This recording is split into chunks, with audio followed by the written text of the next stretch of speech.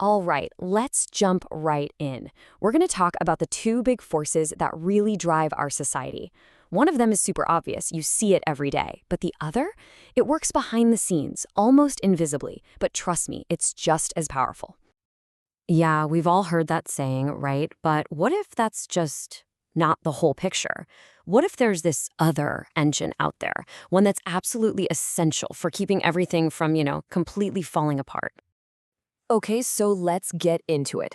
First up, the engine we all know and, well, we all know it. This is the one that's all about movement, shipping goods, providing services, spreading ideas all over the world at lightning speed. I mean, when you think about money, you probably think of it as just a tool, right? For fast, measurable transactions. And you're not wrong.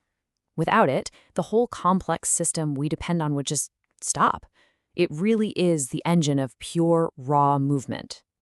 But here's the thing. For an engine that's all about movement, you've got to have a balancing force. And that brings us to our second, hidden engine. This one isn't about speed. It's about protection. It's what nurtures potential, long before it's even close to being ready for the market. So the source material paints this really powerful picture from a dream to get this idea across. Imagine finding two little birds nesting on the ground.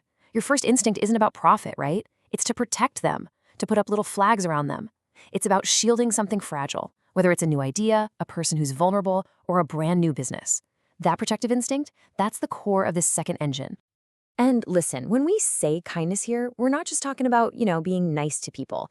We're talking about kindness as a real, fundamental economic force.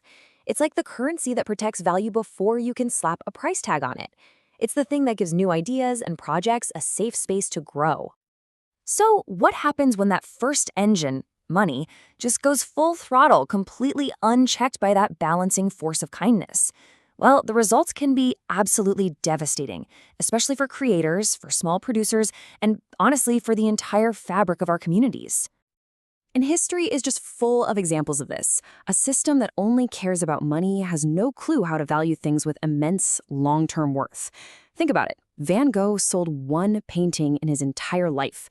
Kafka and Dickinson, their work was pretty much saved by the kindness of family and friends, not by big publishing houses. The value was always there, but the market was completely blind to it. And this right here really shows the conflict in action. You've got a handmade item. It has what the source calls a kindness fee baked into it, all that personal effort, that care, that you just can't scale up.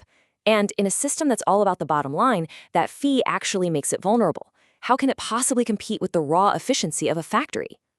You see this imbalance so clearly in our food system. The farmer, the person who does the work, plants the seeds, takes all the risk. They often get less than a third of the price you pay at the store. So where does the other 70% go? It gets swallowed up by the machinery of the market, by all the intermediaries who are just moving things around. Which brings us to this incredibly stark phrase from the source. Big monies eat coins. It's blunt, but it's true. In a system run only by money, the big guys with scale and efficiency will always inevitably crush the smaller players. Doesn't matter if you're an artist, a farmer, or a little local shop. So that leads us to the core solution here. It's all about understanding how these two engines are actually supposed to work together in harmony. The goal is to create a society that isn't just rich, but is also humane and can actually withstand a few shocks. The source material uses a really great analogy for this. Picture money as this powerful, fast-moving river. It's got a lot of kinetic energy. It gets stuff done. But what happens to a river without banks? It floods. It causes damage. Kindness acts like those riverbanks. It's the container, the balancing force that absorbs the strain and keeps the whole thing from collapsing. You absolutely need both. And you can really see the difference when you look at how these systems handle a crisis. A money-only system? It bails out the biggest corporations to keep the machine going.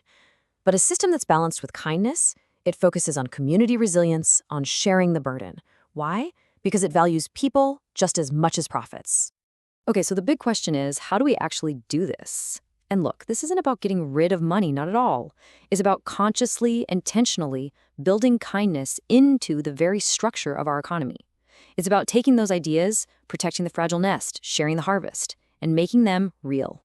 So the path forward is really about action. It means building systems, Things like fair trade or cooperatives that don't just depend on people feeling generous one day. Instead, they make kindness a structural, non-negotiable piece of the economic puzzle. It's about engineering a better, more balanced machine from the ground up.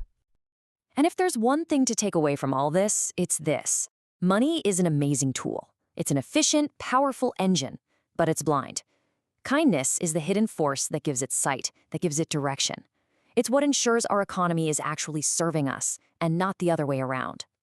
And that really leaves us with one last question to think about. Every single day, with every choice we make, what we buy, who we support, how we spend our time, we're putting fuel into one of these two engines. So the question is, which engine are you fueling?